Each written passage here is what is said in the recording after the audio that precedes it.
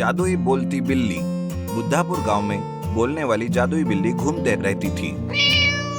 इसके बारे में उस गांव के लोगों को जानकारी नहीं थी। सभी लोग उस बिल्ली को साधारण बिल्ली समझकर खाना और दूध नहीं देते थे। फिर भी वो जादुई बिल्ली विक्रम बेताल की तरह जो भी उसके सामने आता उसे खाना मांगती रहती थी। इसी तरह एक बार एक गंजा आदमी गुजर रहा था। जादुई बिल्ली कहती है, अरे ओ गंजे भाई, ऐसा कहकर पुकारती है। ये सुनकर वो आदमी रुक जाता है। अरे ओ गंजे बड़े भाई, तुम्हें ही बुला रही हूँ। जादुई बिल्ली के कहने से गंजा आदमी रुककर बिल्ली को घूरते रहता है। गंजे भाई, बहुत भूख लगी है, खाने के लिए कुछ दो ना, नहीं तो कम से कम पीने के लिए दूध तो दो। मेरा नाम गंजा नहीं, सनी लाल है। तुम किसी के भी लाल हो, मुझे क्या, बस मुझे कुछ खाने के लिए दो या कम से कम पीने के लिए दूध दो। वाह, एक भिखारी दूसरे भिखारी से मांग रहा है। ऐसा क्यों कहा? अरे मेरे पास ही कुछ खाने के लिए नहीं है, तुम्हें कहाँ से ला कर दूं? जादुई बिल्ली वहाँ से आगे निकलती है। इस तरह थोड़ी दूर जाने के बाद उसे शांताबाई का घर दिखता है। दरवाजा खुला रहने के कारण वो घर के अंदर जाती है। वहाँ शांताबाई रसोई घर में कुछ बनाते रहती है। बिल्ली कहती है, माँ जी, बहुत भूख लगी है, थोड़ा दूध दो, पीकर यहाँ से चली जाऊंगी। अरे तुम बात कर सकती हो? हाँ, बात कर सकती हूँ, लेकिन थोड़ा सा। अरे रे बिल्ली रानी, दूध नहीं है। अकेले रहने की वजह से मैं जंगल में जाकर वहाँ से कुछ आलू सब्जी ढूंढ कर लाती हूँ और उन्हें उबाल कर खाती हूँ, इसीलिए आलू चाहे तो खा लो। ठीक है। शांताबाई सारे उबले हुए आलू बिल्ली को देती है। बिल्ली उसे खाकर पानी पीती है और उसका पेट भर जाता है। वो कहती है, तुमने मेरी भूख मिटाई, इसीलिए बहुत धन्यवाद। तुम्हें कभी भी कुछ भी मुश्किल हो तो मुझे याद करना, मैं कुछ ही क्षणों में तुम्हारे पास आ जाऊंगी। चलती हूँ। ठीक है। बिल्ली वहाँ से गायब हो जाती है। शांताबाई सब्जी लेने के लिए जंगल की ओर जाती है। बहुत ढूंढने के बाद भी उसे कुछ नहीं मिलता। वो बहुत थक जाती है और एक पेड़ के नीचे बैठकर आराम करती रहती है। उसी समय वहाँ पर एक नागिन आती है। बहुत दिन हो गए किसी को काटे हुए, अब तो दांतों में भी दर्द हो रहा है। किसी न किसी को तो काटना ही पड़ेगा, लेकिन किसको काटूं? नागिन किसी को काटने के लिए ढूंढती रहती है। तभी उसे शांताबाई पेड़ के नीचे दिखती है। वो कहती है, अरे वाह, मिल गया मेरा शिकार, अभी जाकर इसे काटती हूँ। नागिन शांताबाई को काटने के लिए उसके पास जाती है। नागिन को आते हुए देख वो बहुत डर जाती है और जादुई बिल्ली को याद करती है। तुरंत ही जादुई बिल्ली शांताबाई के पास प्रत्यक्ष होती है। जादुई बिल्ली हंसती हुई नागिन की ओर देखती है और कहती है, अरे ओए नागिन मैडम, किधर जा रही हो? पहले मुझसे निपटो। इस तरह जादुई बिल्ली और नागिन के बीच झगड़ा होता है और नागिन जादुई बिल्ली से डरकर वहाँ से भाग जाती है। जादुई बिल्ली शांताबाई के पास आकर कहती है, माँ जी, आज से आपकी सारी चिंताएं दूर हो जाएंगी। आपको कहीं भी जाने की जरूरत नहीं, हर चीज मैं आपके लिए लेकर आऊंगी। ठीक है बिल्ली रानी। शांताबाई बहुत खुश होती है और जादुई बिल्ली का शुक्रिया अदा करती है। आपको हमारी ये कहानी कैसी लगी हमें कमेंट बॉक्स में जरूर बताएं। और यदि आप ऐसी ही और भी कहानियां सुनना चाहते हैं तो हमारे चैनल को सब्सक्राइब करना ना भूलें। शुक्रिया। Under water house. राजापुरम नाम के गांव में चमन लाल नाम का एक आदमी रहता था। वो चोरियां करता था। वो चोरियां करके कमाई हुई संपत्ति को पुलिस की नजर से छुपाकर एक सुरक्षित जगह पर रखना चाहता था। उसके बारे में वो बहुत सोचता रहता है। आखिरकार उसे एक ख्याल आता है। उस गांव में एक बहुत बड़ा तालाब था। वो तालाब गर्मियों के मौसम में सूख जाता था। ये देख उसे एक उपाय सूझता है। एक कतरा भी पानी का अंदर ना जाए, ऐसा एक घर इस तालाब में बनाता हूँ और बारिश के मौसम में मेरी कमाई हुई सारी संपत्ति इस घर में लाकर रख देता हूँ। किसी को कुछ पता नहीं चलेगा और पुलिस भी मुझे पकड़ नहीं पाएगी।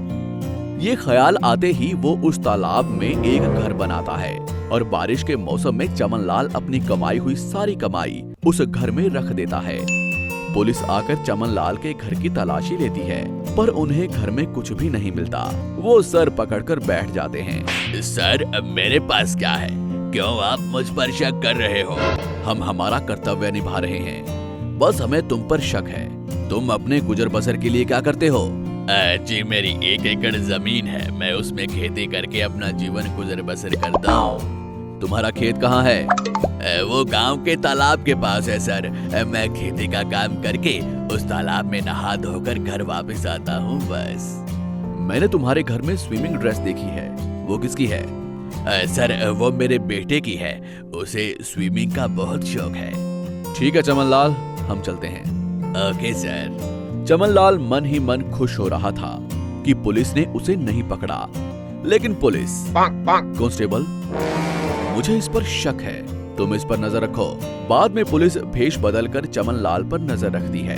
वो तालाब के पास देखते हैं कि कोई क्लू उन्हें नहीं मिलता, लेकिन चमनलाल बहुत देर तक तैरने के बाद कई घंटे दिखाई नहीं देता। वो तालाब में गायब हो जाता है। ये सब पुलिस देख रही थी। पुलिस वालों ने एक नाटक रचा। भेष बदलकर चमनलाल के पास आकर वो कहते हैं, चमनलाल, ओ चमनलाल, जल्दी आओ, देखो हमारा आदमी अचानक से तालाब में गिर गया है। हम पुलिस को इत्तला करने जा रहे हैं। अरे बस इतने से बात के लिए पुलिस क्यों? मैं हूँ ना। ये कहकर वो तालाब की ओर भागता है और बिना सोचे समझे वो तालाब में कूद जाता है और मन ही मन सोचता है, बाप रे, कितनी बड़ी मुसीबत टल गई। अगर ये बात पुलिस को पता चलती तो वो अंडरग्राउंड वाटर हाउस के बारे में जान जाते। चलो अच्छा हुआ कि ये लोग मेरे पास ही आए। लेकिन चमनलाल को ये पता नहीं था कि वो पुलिस की चली हुई चाल है। पुलिस भी चमनलाल के पीछे पीछे तालाब में जाती है और चमनलाल का सारा भांडा फूट जाता है।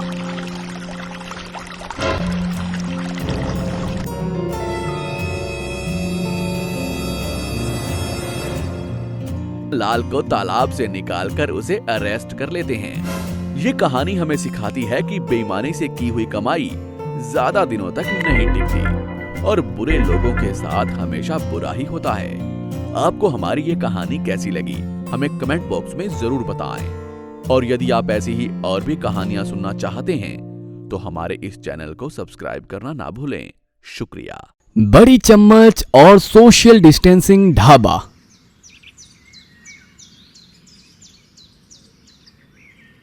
मोनू और सोनू दोनों दोस्त रामपुर नाम के गांव में रहते थे।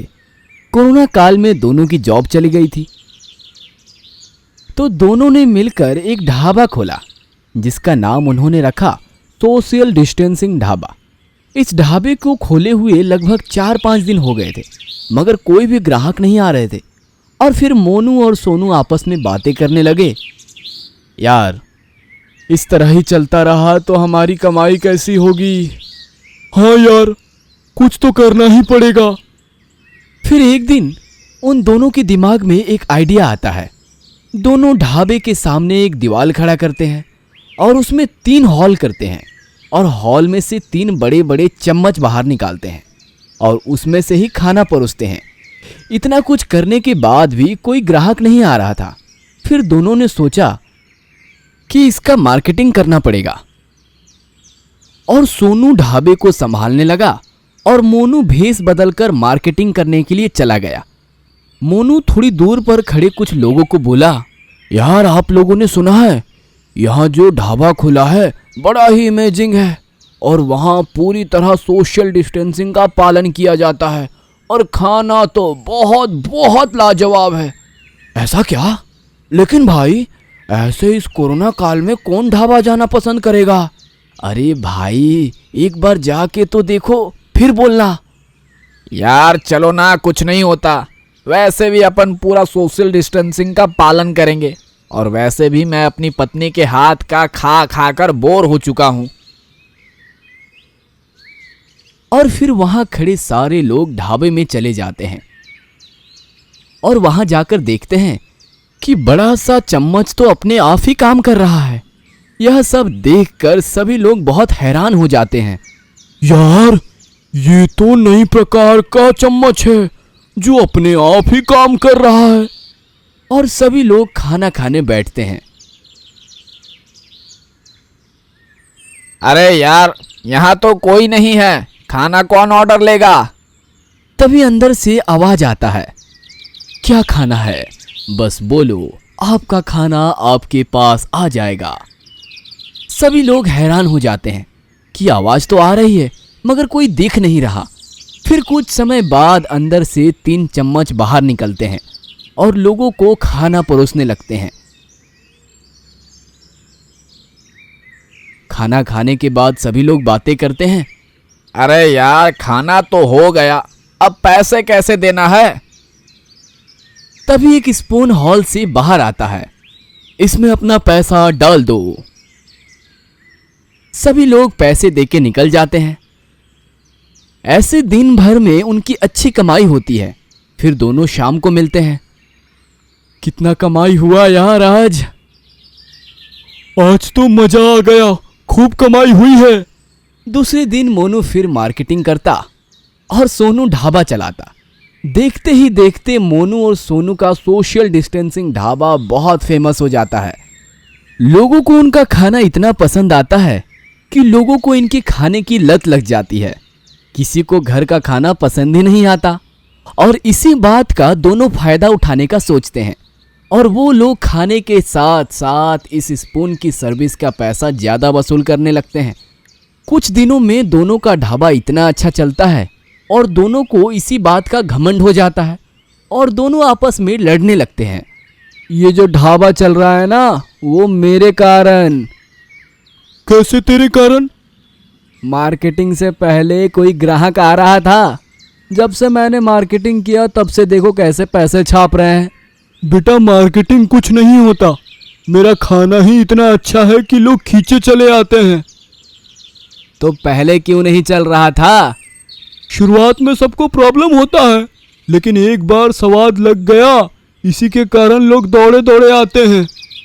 अच्छा, तुझे ऐसा लगता है तो तू कल से मार्केटिंग में जा और मैं यहाँ खाना बनाता हूँ, देखते हैं किसमें कितना दम है। मोनू ढाबा देखने लगता है और सोनू मार्केटिंग में लग जाता है। जैसे ही सोनू किसी अनजान लोगों के पास जाता ढाबा के बारे में बताने के लिए, तो कोई उसकी बात ही नहीं सुनता और कोई नया ग्राहक आता ही नहीं, क्योंकि सोनू मोनू जैसा बात करने में एक्सपर्ट नहीं था और वो निराश होकर वापस आता है। आ गया? कितने नए लोगों को लाया? एक भी नहीं। हो गया ना टाई टाई फीस? अब देख मैं कैसे ढाबा चलाता हूं। पुराने जो लोग खाने आए थे अपने बड़े वाले स्पून से खाना परोसते हैं, लेकिन मोनू सोनू जितना एक्सपर्ट नहीं था, तो एक के ऊपर सांभर गिरा देता है।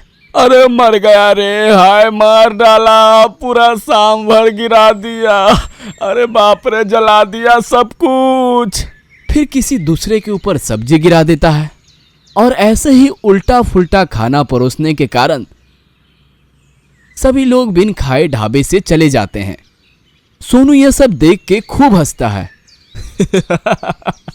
ले, हो गया फुसफुस, मैंने तो पहले ही कहा था, लेकिन तुमने तो मेरी बात ही नहीं सुनी। हाँ, तो तू कौन सा अच्छा काम किया? तूने भी तो कोई ग्राहक नहीं लाई। और ऐसे ही दोनों आपस में झगड़ने लगते हैं। दोनों के झगड़ने की आवाज ढाबे के बाहर तक जाती है। इस कारण उनकी सभी बातों को एक बुजुर्ग सुन लेता है और ढाबे के अंदर चला जाता है। क्या हुआ? तुम लोग क्यों लड़ रहे हो? फिर दोनों सारी बातें बता देते हैं। बेटा, एक बात कहूँ, वो कहावत है ना, जिसका काम उसी को साझे और करे तो डंका बाजे। उसी तरह जो जिस काम में एक्सपर्ट है वही काम करो और आपस में झगड़ा मत करो, नहीं तो तुम्हारा इतना अच्छा ढाबा बंद हो जाएगा, जिसका कॉन्सेप्ट इतना अच्छा है, लंबा चम्मच। और दोनों को अपनी गलती का एहसास हो जाता है और वो दोनों अपने सोशल डिस्टेंसिंग ढाबे को बहुत अच्छे से चलाते हैं।